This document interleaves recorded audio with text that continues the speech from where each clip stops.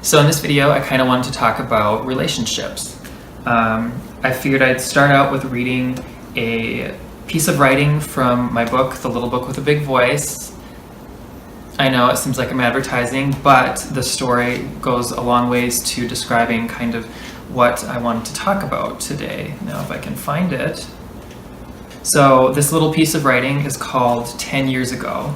And just so you're aware, I'm terrible at looking up at the camera as I'm reading because I lose my place. So I'm just gonna keep looking at the book, not super professional, but you know. So this is called 10 Years Ago. 10 years ago, I met the love of my life. I met a reflection of myself, a reflection of every piece of me that was who I was. By reflection, I don't mean we were exactly alike. We were alike in all the ways that mattered the most. We both loved our family, and we both were compassionate and giving. We both saw the value in keeping a neat home, and we both saw the value in taking care of what we had. We were a reflection of each other's underlying values. Beyond that, we were quite different from each other. We each had talents in different areas of life and living. We had our own types and libraries of knowledge. What I have learned over the past years is that we not only found each other to love, but we found our missing part. We were great on our own, but as a team, we are our greatest. We bring out the best in each other. Pretending that we never had disagreements would be a lie. I believe our love has lasted because we love each other enough to talk to each other until we understand each other. Over the last 10 years, we have never stopped talking. When we disagree on something, we talk until we reach an understanding, no matter how late it is or how long it takes. We are each human beings with different paths, giving us different ways of looking at the world. These differences can be a good thing. They can teach the other person a perspective they may not have considered before. Disagreements don't have to be fights. They can be productive discussions that bring you closer together as a couple. The more discussions you have with each other through life, the more your paths move toward each other. When you have these discussions, you are talking with your partner, your teammate. Love is not about competition. It isn't about winning. It is about understanding and growing closer to each other. 10 years later, I can't help but smile whenever we are together. Each time we hold hands, I have an inner scream of joy. Each time we hug, I never want to let go. I close my eyes and feel an indescribable happiness. I feel I'm exactly where I need to be. 10 years ago, I fell in love with a kind soul. I fell in love with a beautiful mind and a caring heart. And over the years, though I didn't think it was possible, our love continues to grow even deeper. Love has nothing to do with finances. Love has nothing to do with looks. Love is about the soul. It is about personality. I am grateful more than words can express for our love. It was a pleasant surprise, an unexpected gift that I will always cherish. So, in this piece of writing, titled 10 Years Ago, I talk about quite a few different things. So, I met a reflection of myself, a reflection of every piece of me that was who I was. And by reflection, I don't mean we were exactly alike. I'm talking about, a lot of times people think that they need to find another person that likes exactly the same things that they like. It's like, I like chicken strips. It's one of my favorite foods. Just something about me. I wasn't focused on finding somebody else that loved chicken strips, you know? I love decorating and stuff. I wasn't focused on finding somebody who loved decorating. I don't think that those things matter quite as much as the more important things. I was focused on finding somebody who loved their family, loved spending time with their family, who was very caring and had compassion. I wanted somebody that had true feelings and showed their feelings, and I wanted somebody like me in those ways, because those are the things that matter the most. Finding somebody that shares the same underlying values that you have. I didn't need somebody that had a specific hair color or body build. I wanted somebody who knew how to be good to other people I wanted somebody who just was very kind and considerate and could be classy and could be funny at times, but also knew when to be serious, because those things were important to me. I knew exactly what I wanted in the personality. So to me, the fact that the person that I'm with has a different favorite food, has a different favorite movie, doesn't bother me, and it doesn't affect my relationship, because those are not the important things. The other thing too, as far as relationships go, I think people in a relationship, there will always be discussions. And yes, some of them may get a little more heated than others, but at the same time, you have to calm and realize that you both are on the same team. You're not fighting somebody that's the enemy. You are both on the same team, and you should be working towards the same goal. And as far as working towards the same goal, the only way that I think that you can do that is by talking with each other truthfully. Not the thing where people just kind of, you don't want to create a ruckus with something, so you're quiet about it, and then you're silently stewing because that person is doing something that really bothers you, but you don't want to say anything about it because you don't want to create any friction in your relationship. That isn't healthy. You should always talk about everything all the time. So if there is something, my goodness, my ring keeps hitting the table. If there is something in your relationship that bothers you about the other person, you should talk to them about it. You don't need to go in like crazy, like attacking that person. And that usually happens when you don't deal with even the stuff that you think is too small to bring up, because that one small thing gets added to the pile of all the other small things that happened. And eventually you can look at it like water going into a water balloon. Okay, you have all these little things that bother you, but you're not talking about them, so you're just keeping them to yourself. So this water balloon just keeps getting more and more and more in it, and it keeps getting fuller and fuller and fuller. But as we know, there is always going to be a breaking point. And so eventually, it doesn't matter what it is. It could be the smallest thing.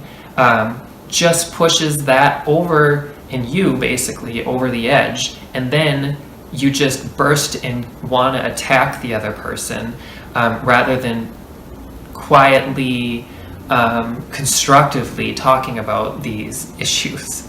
And then you have so many things to talk about. It's like housework. You want to make sure you're keeping up with all these little tasks and things. And if your house has problems that need to be fixed, like, I don't know, gutters that aren't functioning properly or what have you, you want to make sure you keep on that and you're fixing things along the way, because you don't want to get so much built up that it gets harder to work back to a good place. It is very good to be able to communicate with your partner, and that is something else that was very important in a person to me. I didn't want somebody that pretended they didn't have feelings. I didn't want somebody that didn't want to talk. I wanted somebody that would just discuss anything and everything with me, that I could talk to about anything, that I could feel safe with, that I could trust, that was honest. Those are other big things to me. They come way before, is this person sporting a six-pack? I want somebody that is beautiful on the inside. But yes, so the important things in a relationship are finding people who have the same values as you. So let's see. We talked about the disagreements don't have to be fights. And you are two different human beings, but you have to still, in every discussion, have respect for the other person and what they believe, because there is a reason why that other person is the way that they are. Their past has shaped the way that they believe. And so attacking somebody for being wrong about something isn't constructive, because they know what they know based on their past. So you're not going to change their mind by saying, no, you're wrong. You will change their mind, or maybe not, maybe they'll change your mind by going through a discussion and just feeling out why the other people feel, why each of you feel the way that you do about whatever topic it is. When I say love is not about competition, that is one reason why it is actually a good thing to date people that aren't into all the same things you are, because there can be competitiveness, and competition isn't always unhealthy, but in a relationship like that, I feel like it shouldn't be, because competition usually is viewed as tension, somewhat to some form. And so, like, for instance, if like me, I love designing a space, I love decorating, it would probably not be healthy for me to date another person that loved decorating, because we'd probably find ourselves competing, because we have the same interest. So I think it can help, not that it's bad if you do share interests, because then it's things for you to bond on, too, but sharing all the same interests can lead to competition, and that may not be healthy. So looking at your personal self and your heart, and just thinking of what you really not necessarily want, but kind of almost need from a relationship with another person. I wanted somebody that was like not afraid to show emotion, which I say or have said, but like, I am with the most wonderful person ever, and I love getting a hug and giving a hug, and it is a very indescribable, joyful feeling when you are with the right person, because you kind of lose yourself when you give the other person a hug, and you feel just completely safe because you know this person, you've talked with them endlessly, and at this point in our relationship, I'm pretty sure any mystery is gone, and I think that is a really important thing for a long-lasting relationship, to have the mystery gone and still be interested in each other, if that makes sense, because I think a lot of people date other people because of the mystery, but when they find out everything about the other person, they get bored and then they want to move on. And that's part of a long-lasting relationship, is the mystery goes eventually, and you're left with that person and everything you know about them, and hopefully all those things are things that make you love them even more. It kind of segues me into another topic too, how long people should wait before they get married.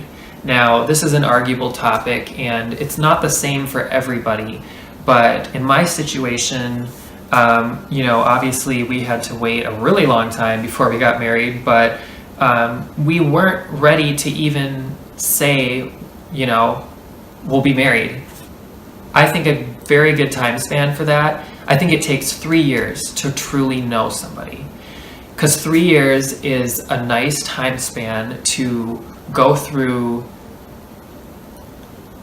tragedies and hardships, and also beautiful, wonderful times. Because if you choose to marry somebody before you've experienced some of the negative stuff that happens in life, that is a part of life, you don't know how they're going to react to it, and you don't know if they will be there for you, and they don't know if you'll be there for them. And so after 3 years, I feel a person can be fairly confident that if you are dating somebody that wasn't being themselves, that mask that they wear doesn't last forever. It's hard for people to pretend that they're some way that they're not. And if you're only seeing them on occasion here and there, they can put that mask on and be whoever they think that you need or want. But if you're around that person for 3 years, the odds that they're still holding up a fake personality to kind of get you to marry them is most likely they will have slipped up, I'm sure, by then. So that is the other reason for what I think is a good time, like a 3-year rule to wait to get married. We didn't get married until we were together for like 7 years, and we've been together for over 11 years now, which is hilarious because I just think of, you know, time really has a way of flying, because we met when I was 8. Well, I was, let's see, yeah, I was 18 for a month, and then because we met, you know, mid-April. We celebrate our anniversary of meeting every year, actually probably more than we celebrate our wedding anniversary, because that date of meeting, you know, holds a lot of significance for me. Obviously getting married, that is very significant too, but it's such a lot of love happens throughout your whole relationship, but it was a beautiful time. Let's see if there's anything else well, that is another thing to touch on. When you're first dating somebody and they have these like negative things, like, I don't know, say they bite their fingernails and you don't like that, or they, what else is there? They leave a mess around the house, or they have wrinkled clothes on all the time because when they're done with their laundry they don't fold it, and I'm not using, by the way, I'm not using these to describe my person. I'm just trying to think of things that could happen to be annoying in another relationship. Those are all things to talk about right away, because in the beginning I feel like everybody's in this like honeymoon phase where they're just all heart eyes toward each other, and like the other person can do no wrong. And so and then part of it is you know, when you get close to somebody, you want it to work like hard, and so I think you're willing to let some things go along the way. And I'm not saying that you should just personally like attack every little tiny thing, because you probably will have a hard time keeping a person if you did that. But at the same time, there's constructive ways to talk about that stuff and figure that stuff out, because that stuff that's cute in the beginning does not stay cute forever. And so, you know, that's something to realize too. And, you know, I'm thinking back to like how the old school way is you don't move in with somebody until you get married. I kind of disagree with that today, and I'll tell you why. It wasn't the case in my case. Actually, we lived like 3 hours from each other, and it was hard being away from each other, and the only time we got to spend time with each other was on the weekends. And so the weekends were like either me going to visit or getting visited, and so it was hard to be apart. And finally we decided to move in together earlier than most people probably should. I think we were dating for like 3 months before we moved in together. Let's see. Yeah. So, but sometimes when people move in together, you find because when you're living together, you're around each other around the clock. And that is different than just on the weekends. And so you are getting to see how they live. Are they tidy? Do they treat furniture and stuff in the house with respect? Or are they trashing the place? And do they just ruin things because they're like, well, we can just buy another one, you know? Those are important parts of a relationship. And you really get to know a whole nother level of a person once you start living with them. For us, it didn't change our relationship at all. If anything, it got better because we weren't missing each other constantly. I mean, there were probably a few things, of course, you know, that I probably nitpick on, like if sometimes the kitchen cupboard doors were left open, and when I'd walk into the kitchen, I'd slam my head into one, and that's not fun. So we'd talk about that, and that would get fixed. I'm sure there's things that I did that probably were annoying, and but we talked to each other about all these little things, and we made the changes for each other because we loved each other enough to change. And you shouldn't have to change. I think it's okay to change things, like if you are used to, drinking milk out of the carton. I've never been that type of person, and, none of us are here, but, or neither of us, I should say, are like that, but some people do. And if that bothers the other person, it's something to talk about, and it's such a small thing. They're not asking you to change your underlying values. They're asking you to change a habit that bothers them. And if you care about that person enough, you'll make the change. But hopefully the change is coming from both sides, not just yours. If you are the only one making changes in this relationship, that isn't a good sign, because the other person should care hard enough for you to make changes too. You should both be changing to fit each other and to grow together as a couple. It shouldn't just be coming from one side. You hear about relationships that are unfortunate where one person just cares more than the other, and that's hard. It really is. But both people should be doing their part in a relationship. Everybody says relationships take work, and they do, but they're not. They take work, but they don't take that much work, if that makes sense. Like, you shouldn't be practically pulling your hair out, struggling to make a relationship work. If you are there, if you're doing that, it's probably because there's something not right on the other side. And, maybe something isn't right on your side too. It's not always the other person's fault if a relationship isn't going well. So, as long as you're making changes and they're making changes, and neither of you are changing something that is an underlying value of yours, like, don't change the fact that you love your family because the other person just doesn't see the importance of spending time with family.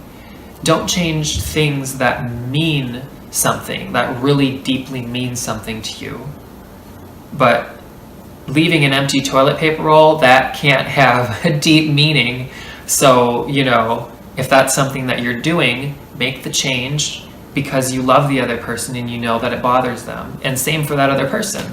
If they don't like that you, leave dirty clothes on the floor, make that change to make your person happy. Because there is nothing on this earth like loving someone else who loves you just as much. There's nothing comparable to being with the right person and just being 100% in love with somebody who is 100% in love with you, that you trust, that they trust.